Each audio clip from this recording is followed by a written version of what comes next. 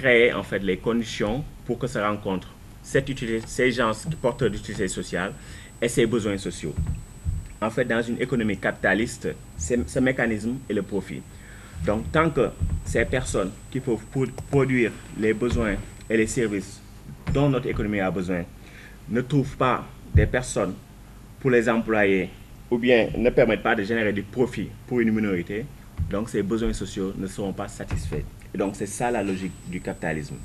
Et on ne peut pas dire que nos infirmiers, nos médecins, nos professeurs qui sont au chômage ne sont pas qualifiés ou ne sont d'aucune utilité sociale. Seulement, c'est le système dans lequel on vit qui décrète que ces gens ne sont pas utiles pour les entrepreneurs existants, parce que ces entrepreneurs existants cherchent avant tout le profit. Donc, pour moi, c'est un aspect qu'il faut bien voir dans le traitement des questions d'emploi. Et donc, cette logique du profit qui fait qu'en fait, qu'on fasse tout passer, en fait, faire passer le profit avant l'homme, c'est ce qui explique aussi beaucoup de situations que je qualifierais d'assez perverses. Par exemple, on voit que au niveau des compagnies pharmaceutiques, les dépenses marketing sont de très loin supérieures aux dépenses investies en termes de recherche et développement pour trouver des vaccins contre certaines maladies ou trouver certains remèdes aussi pour des maladies comme le sida, l'Ebola, tout ça. Ce qui est aussi une illustration en fait du principe capitaliste qui fait passer le profit avant l'homme. Donc, ces arguments que j'ai ramassés un peu rapidement mènent vers une seule direction. C'est de dire qu'en fait, si on veut des conditions de vie dignes pour la majorité de l'humanité, il faudra nécessairement se détourner du modèle d'entreprise capitaliste. Et dans mon entendement, l'économie sociale et solidaire pourrait être une alternative face au modèle entrepreneurial capitaliste. Parce que si on doit se détourner de ce modèle, il faudra bien mettre quelque chose à la place. Et je pense que l'économie sociale et solidaire peut nous permettre cet espace-là. Et dans mon entendement aussi, l'économie sociale et solidaire ne doit pas être juste un complément de l'économie capitaliste, mais plutôt une alternative. Parce qu'on sait que, par exemple, dans certains pays, l'économie sociale et solidaire joue un rôle important du point de vue de la création d'emplois et de revenus. En France, par exemple, d'après certaines sources, il semblerait que l'économie sociale et solidaire représente 10% des emplois. Parce que comme ils ont une crise économique assez importante, de plus en plus ils se tournent vers l'économie solidaire. Mais ce n'est pas dans une démarche de subversion du système actuellement en vigueur. Et donc si l'économie solidaire doit être une alternative, elle doit en fait reposer sur des principes différents.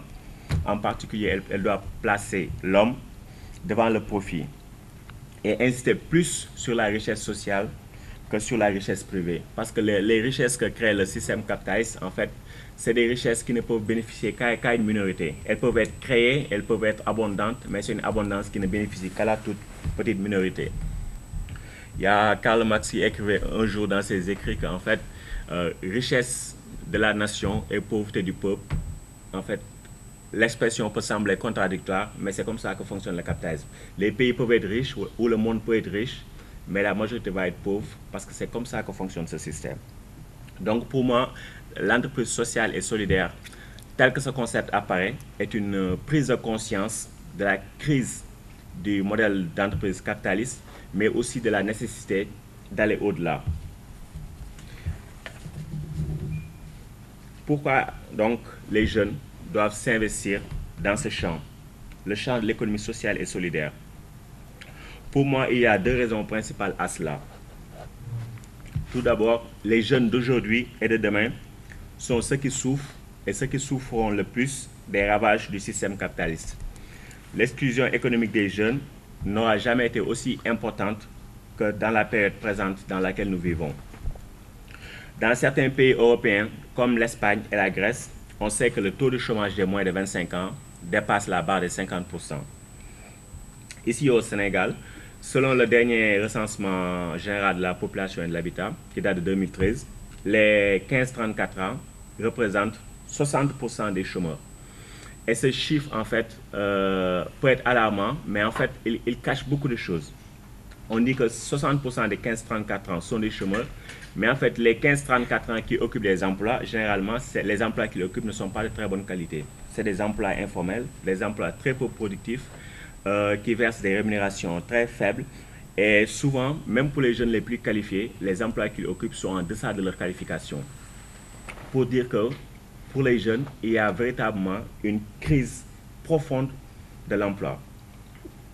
Le second argument, c'est que les jeunes d'aujourd'hui, on le sait, sont la principale force de changement. Les récents soulèvements politiques qui ont eu lieu depuis ces, disons, 4-5 dernières années, en Afrique du Nord, en Afrique de l'Ouest, et même récemment au Burkina Faso, montrent que si on veut le changement, c'est à travers les jeunes qu'on doit passer. Parce que les jeunes sont la principale force de changement par excellence. Mais malheureusement, ce que l'on constate également, c'est que les changements politiques qui sont amorcés par les jeunes ont presque partout souvent tourné court. Pourquoi? Parce que généralement, en fait, ces changements ont juste produit un changement de régime ou bien le remplacement d'une élite politique par une autre sans interroger les fondements même de nos économies. Ces fondements qui n'ont pas été ébranlés. Ce qui fait que même si on peut parler de démocratie politique, généralement, ces systèmes ne permettent pas en fait d'arriver au progrès social désiré, justement parce que les fondations économiques n'ont pas été interrogées. Et si on veut véritablement le changement, il faut une force de proposition économique alternative. Et les jeunes jusqu'à présent ont été une force pour créer le changement, mais n'ont pas encore eu une vision, ou en tout cas n'ont pas encore formulé des propositions qui leur permettent, une fois qu'ils ont en tout cas créé ce changement, de pouvoir proposer quelque chose qui pourra plus satisfaire leurs attentes. Et tant qu'il n'y a pas cette force de proposition, les changements de régime politique auxquels leur soulèvement peut donner lieu risqueront in fine d'accoucher de souris. Et donc nous avons besoin également d'un modèle d'entreprise qui promeuve la transformation de nos produits locaux et de nos matières premières locales. Parce que c'est seulement à travers ce type de modèle qu'on peut arriver à notre autonomie économique et à la préservation de nos ressources naturelles. Nous avons également besoin de construire des chaînes de valeur solidaires, autant que faire se peut, dans tous les secteurs possibles. C'est donc en réfléchissant aux défis qui nous attendent, en partant des principes autour desquels nous souhaitons réorganiser la production et en sollicitant l'imagination des uns et des autres que nous parviendrons ensemble à dessiner une alternative viable à ce qui existe.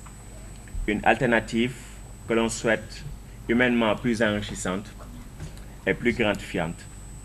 Je pense que cette rencontre est un pas important en ce sens. Je vous remercie de votre attention.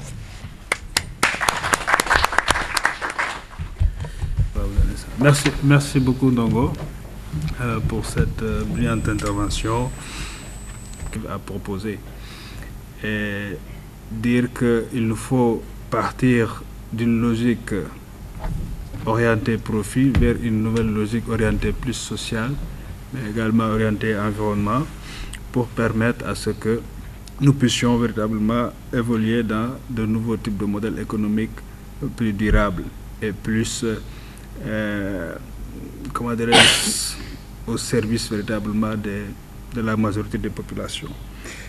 Nous allons à partir de cela passer la parole à Marc-André Ledoux pour entrer plus en profondeur dans ce qui est l'économie solidaire et tout ce qu'on est capable de faire aujourd'hui en tout simplement essayant d'aller plus loin dans l'immensité des possibilités qu'offre tout simplement l'économie solidaire.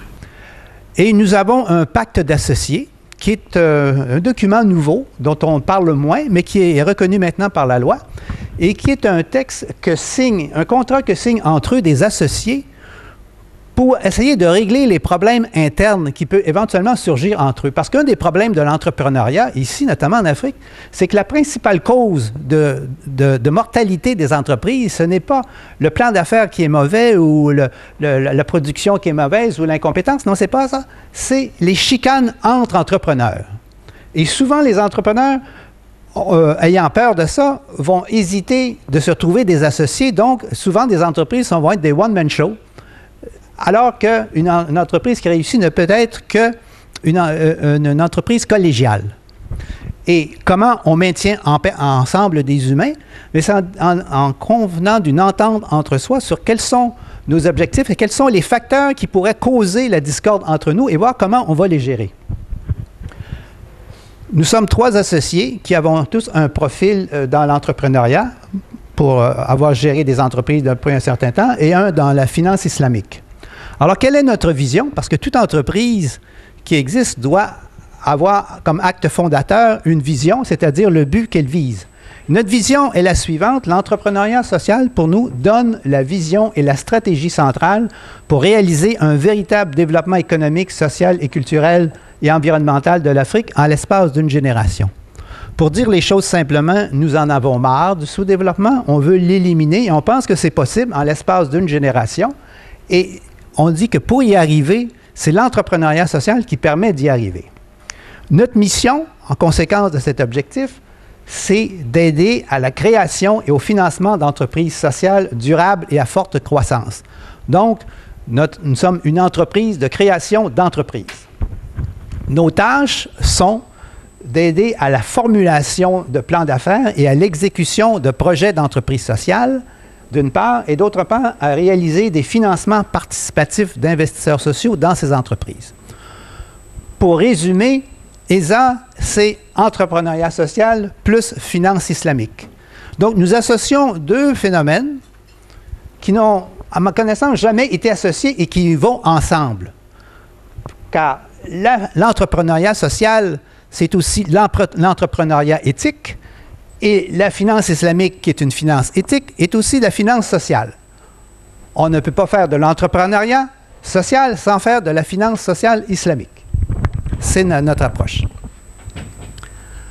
Alors, voyons d'abord qu'est-ce que c'est l'entrepreneuriat social.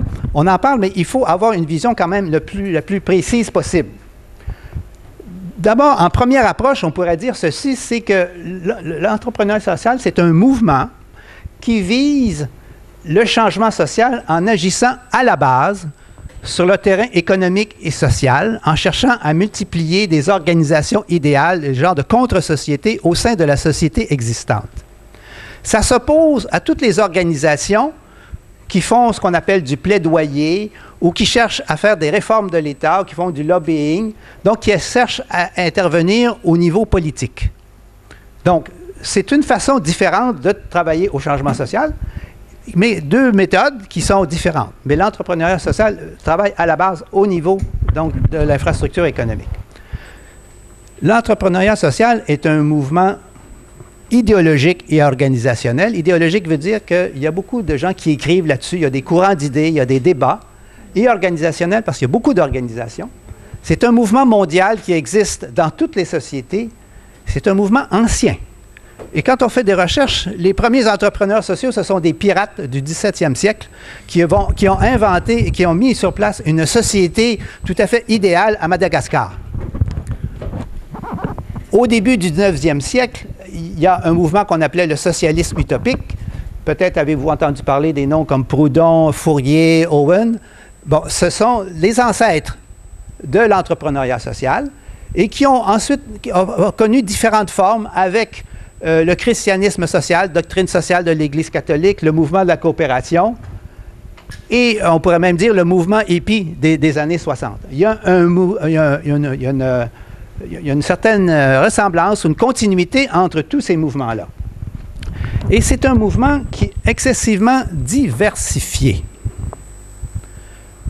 Diversifié qu'on pourrait même se dire, est-ce qu'il n'est pas plutôt confus? Vu positivement, on dit qu'il est diversifié. Vu le côté négatif, ça semble un peu confus. Alors, aujourd'hui, l'entrepreneuriat social, ou ce qu'on peut dire, c'est l'économie sociale et solidaire, j'emploie un peu les deux dans le même sens, a différentes saveurs. Il y a différents courants, différents mouvements, organisations, qui insistent sur un aspect particulier de ce qu'on peut appeler l'entrepreneuriat social d'une façon générale et considèrent que cette partie-là est le tout. Alors, on entend parler de commerce équitable, où on cherche à donner un prix juste aux producteurs. On parle d'économie collaborative. Peut-être avez-vous entendu parler de coworking, de colocation, de covoiturage, où on cherche à changer les rapports sociaux dans l'organisation du travail. On parle d'économie circulaire, où les déchets produits par une activité servent de matière première pour l'activité subséquente. L'économie écologique qui cherche à viser le gaspillage et promouvoir la biodiversité. Si vous cherchez ces mots-là sur Internet, vous allez voir plusieurs informations sortir. Et il y a ce qu'on appelle aussi l'économie sociale et solidaire, en anglais social capitalist, social business. Donc tout ça, ce sont des courants de pensée qui sont voisins. On constate aussi qu'en ce moment, il y a un très gros engouement pour l'entrepreneuriat social. En particulier, aujourd'hui, la figure de l'entrepreneur est devenue quelque chose de très positif. Il y a quelques années, le patron, c'était le méchant exploiteur. Maintenant, l'entrepreneur est le sauveur. Alors, l'entrepreneuriat social bénéficie de ce mouvement général de valorisation de l'entrepreneur. Et on voit que dans des institutions d'enseignement comme Harvard, ESSEC en France, maintenant, on ouvre des chaires d'entrepreneuriat social. Il y a des ONG, des fondations qui appuient les entrepreneurs sociaux comme Ashoka, Skoll, Schwab. Il y a des organisations d'entreprises sociales. En France, le MOVES. Au Québec, le Chantier d'économie sociale et solidaire. Le RIPES est une organisation internationale. En France, effectivement, je confirme ce que disait tout à l'heure Dongo, ça peut représenter à peu près 2,3 millions de salariés, selon une définition très large de l'entrepreneuriat social. Pourquoi cet engouement soudain pour l'entrepreneuriat social? Qu'est-ce qui fait qu'aujourd'hui, il y a une résurgence de ce mouvement? Bien, il y a deux causes essentielles. La première, c'est l'incapacité de l'économie capitaliste actuelle à résoudre les problèmes sociaux. Chômage, pauvreté, exclusion, inégalité, gaspillage, tout ce dont, je pense, Dongo nous a parlé tout à l'heure. Alors, devant ces problèmes sociaux-là, que l'économie capitaliste ne peut résoudre, les gens ont un niveau de tolérance limité et cherchent à un moment donné à trouver des solutions à leurs problèmes. Et la création d'entreprises sociales est vue comme une de ces solutions possibles. L'autre cause de l'engouement pour l'entrepreneuriat social, c'est l'impuissance et le désengagement de l'État-providence. En fait, cet argument vaut peut-être plus pour les pays du Nord, parce que dans les pays du Sud, on ne peut pas dire qu'il y a eu un État de providence, mais c'est certain que le libéralisme triomphant, faisant que l'État ne doit plus intervenir, il y a la diminution de la protection sociale, fait que de plus en plus d'exclus et de pauvres, donc l'entrepreneuriat social arrive comme une solution à ces phénomènes. Maintenant, je parlais tout à l'heure de la diversité du mouvement de l'entrepreneuriat social, pour ne pas dire de la confusion. Alors, voici quelques...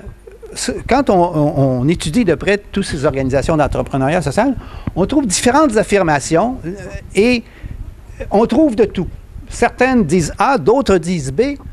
Et voyons quelques-uns des enjeux que se posent les entreprises sociales. D'abord, est-ce qu'une entreprise sociale fait des profits? Est-ce qu'elle peut faire des profits ou la seule chose qui l'intéresse, c'est sa mission sociale? Alors, il y en a qui disent que toutes les réponses possibles à cette question se trouvent dans les différentes organisations qui se réclament toutes du même entrepreneuriat social. Est-ce qu'une entreprise sociale est faite pour servir ses membres seuls ou pour servir la communauté?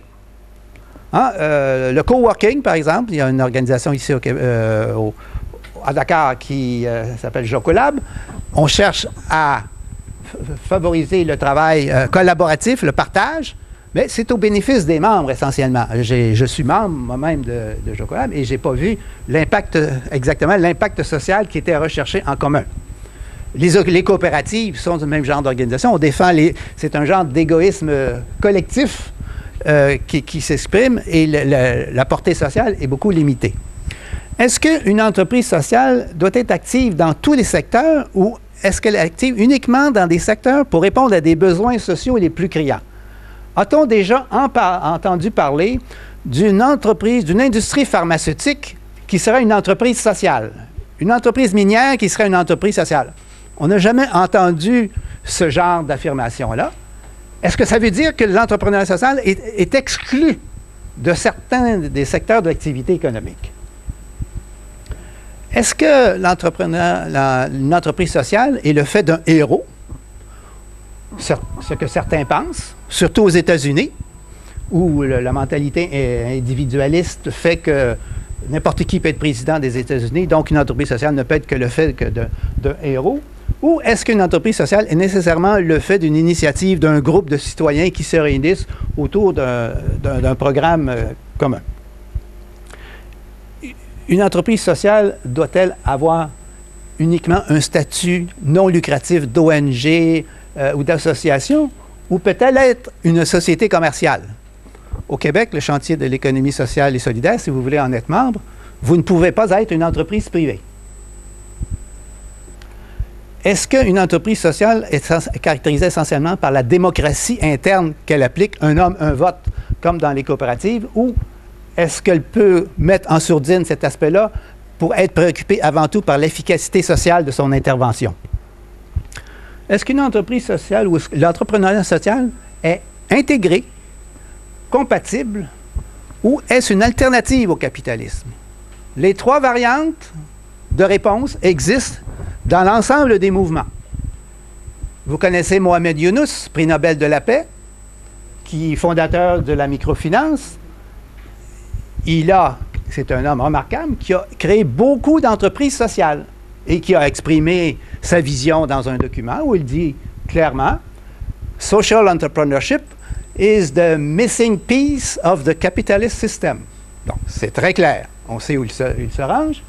La troisième voie, eh bien, l'Église catholique disait que, ou dit encore peut-être, que l'entrepreneuriat social ou la coopération, c'est la troisième voie entre l'économie privée capitaliste et l'économie socialiste d'État. C'est la troisième voie. Et il y en a d'autres qui disent c'est l'entrepreneuriat post-capitaliste, ce qui succède au capitalisme. Est-ce que l'entrepreneuriat social est apolitique ou engagé? La question se pose aussi. Enfin, parlons de l'entrepreneur social, parce que derrière toute entreprise qui est une organisation, il y a des humains.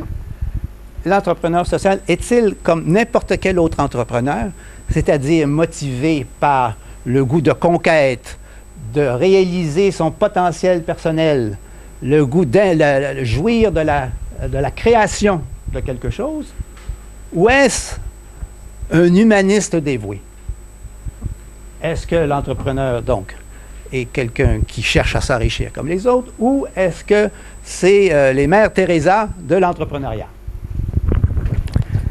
Alors, devant cette diversité, je complète autre chose. Ce qui est aussi intéressant dans l'entrepreneuriat social, et je parle de ce dont on parle dans les organisations qui se réclament de l'entrepreneuriat social, ce qui est autant intéressant, ce n'est pas ce dont on parle, mais ce sont les silences.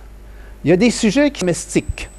Son travail, c'est de produire des équipements de cuisson utilisant des énergies renouvelables comme la biomasse fabriquée à partir de coques d'arachide ou de gel éthanol produite à partir de pommes d'acajou ou d'huile de jatropha.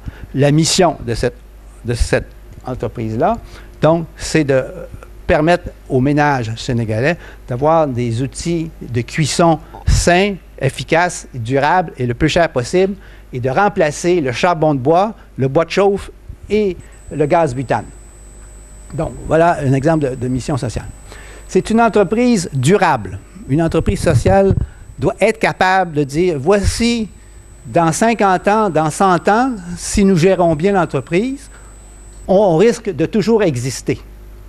L'exemple que je vous disais, que je vous montrais, il est fort probable que dans 100 ans, les humains vont continuer à manger. S'ils mangent, ils vont devoir cuire. S'ils veulent cuire, ils vont avoir besoin de combustible domestique. Donc, c'est quelque chose qui a un potentiel de durabilité par opposition à décider de faire un jeu vidéo sur tablette tactile. Ah, c'est peut-être à la mode. Maintenant, je ne suis pas sûr si dans 4 ans, il va y avoir encore des tablettes ou qu'est-ce qui va la remplacer. C'est pas sûr. Elle peut être active dans tous les secteurs. Donc, on refuse qu'une entreprise sociale soit limitée uniquement à résoudre des problèmes sociaux les plus criants, sauf des secteurs qu'on va appeler illicites, qui sont évidents. On n'ira pas dans la spéculation ni foncière immobilière, dans la prostitution, dans la drogue, dans les mines antipersonnelles et le luxe qu'on peut mettre aussi dans les industries tout à fait de gaspillage. Et l'entreprise doit produire des biens et services à forte utilité sociale pour la nation et pour le peuple africain. Ceci veut dire que s'il y a quelqu'un de la Banque mondiale ici, il devrait lever la main tout de suite et protester parce que c'est inadmissible. Parce que hors de l'exportation, point de salut. On ne peut pas produire pour les gens d'ici. On doit produire uniquement pour ceux qui ont la capacité de payer. Parce que c'est la logique du capitalisme. On ne répond pas aux besoins, on répond à la capacité de payer. C'est la demande solvable qui intéresse tout le temps. Au niveau de ces opérations, une entreprise sociale trouve sa matière première et sa technologie d'abord localement ou de la technologie adaptée. L'exemple que je vous donnais de l'entreprise qui produit des équipements de cuisson à énergie renouvelable, eh bien, ces équipements-là ont été inventés, conçus par un technopraticien sénégalais pour lequel on a enregistré ses brevets. Donc, c'est une technologie locale et on a utilisé toute la matière première qui va servir de combustible et disponible localement à l'infini. On cherche la qualité. Ceci, là-dessus, on va s'entendre avec beaucoup, mais il faut quand même le mentionner. On cherche la commercialisation la plus directe, c'est-à-dire on va essayer d'éviter les intermédiaires pour faire des hausses de prix inutiles.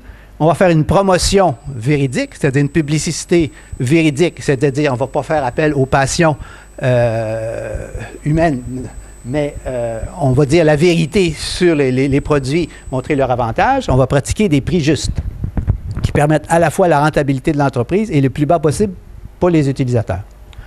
Au niveau de la gestion, une entreprise sociale est une société formelle à but lucratif. Donc nous, une entreprise sociale, ça ne peut pas être une association ou une ONG. Elle doit être à but lucratif. Au niveau de sa politique de personnel, elle applique une politique de rémunération qui inclut un écart maximal de rémunération. Attention, ça peut faire mal. Ça veut dire que le patron ne peut pas être payé plus que 4 ou 5 fois le salaire du portier. C'est clair? Il faut appliquer des conditions de travail justes au niveau de la formation, de santé, sécurité, etc., et faire du financement participatif. Je vais revenir un peu plus tard, tout à l'heure, là-dessus, je n'explique pas tout de suite. Enfin, au niveau de la guidance, elle doit être collégiale. Une entreprise, pour qu'elle soit durable, ne peut pas dépendre d'un seul individu. Il faut une équipe entrepreneuriale. C'est un grand défi, il faut le réaliser, c'est possible. Une guidance participative, ça veut dire que les parties prenantes autour de l'entreprise, en premier lieu son personnel, mais aussi ça peut être ses fournisseurs, ses clients, il faut les informer et les consulter. Le bon guide, c'est celui qui a d'abord des bonnes oreilles, qui écoute avant de décider. Ce qui ne veut pas dire qu'il ne faut pas de guide. Il en faut, mais il y a une façon de guider qui doit être participative. Enfin, les entrepreneurs sociaux sont des gens qui ont un profil particulier. C'est probablement pas le profil que vous allez trouver à Harvard quand on va faire des études sur le profil psychologique de l'entrepreneur. Ce sont des entrepreneurs qui ont certaines qualités éthiques particulières. Je les mentionne, chaque mot est là parce qu'il est là et il doit être là, il y en a, ce n'est pas un autre à la place. Sobriété, c'est-à-dire un désir modéré des biens matériels de ce monde, la modestie, l'intégrité et la rigueur.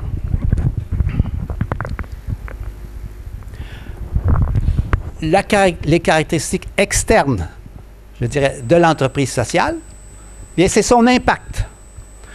Ce qui veut dire qu'une entreprise sociale, à la fin de l'année, elle fait 2 rapports. Un rapport de ses activités, un rapport financier pour ses actionnaires, mais elle fait aussi un rapport de son impact social, économique, environnemental, culturel à l'adresse de la communauté. Donc, elle doit faire ces 2 rapports où elle montre son impact sur le développement économique. Mais exactement, ça veut dire quoi l'impact sur le développement économique? Donc, L'entreprise doit démontrer que grâce aux activités qu'elle a menées, elle a contribué à accroître le bien-être matériel, on comprend, et psychologique du peuple. Psychologique, c'est important. Une des plus grandes souffrances humaines, c'est quoi? C'est l'anxiété. Un des plus grands bonheurs, c'est quoi? C'est la tranquillité d'esprit.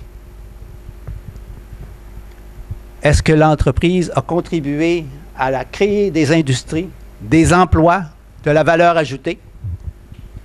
Est-ce qu'elle a contribué à une croissance continue, auto-centrée, c'est-à-dire centrée sur le développement du pays en priorité, nationale et régionale? Donc, elle a contribué d'abord au développement du pays. Est-ce qu'elle a contribué à créer une indépendance économique accrue? Est-ce qu'elle a contribué à augmenter l'autosuffisance alimentaire ou énergétique, par exemple, du pays? Au niveau social, développement social veut dire, l'entreprise a-t-elle contribué à une répartition plus équitable des revenus, de la richesse, un accès aux biens sociaux, éducation, santé, etc.? Est-ce qu'elle a contribué à accroître la démocratisation participative de la gestion économique? Démocratie. C'est un grand drapeau qu'agite l'Occident capitaliste, au nom de quoi on se permet d'intervenir partout. Hein, au 19e siècle, c'était la civilisation qu'on apportait. Aujourd'hui, c'est la démocratie.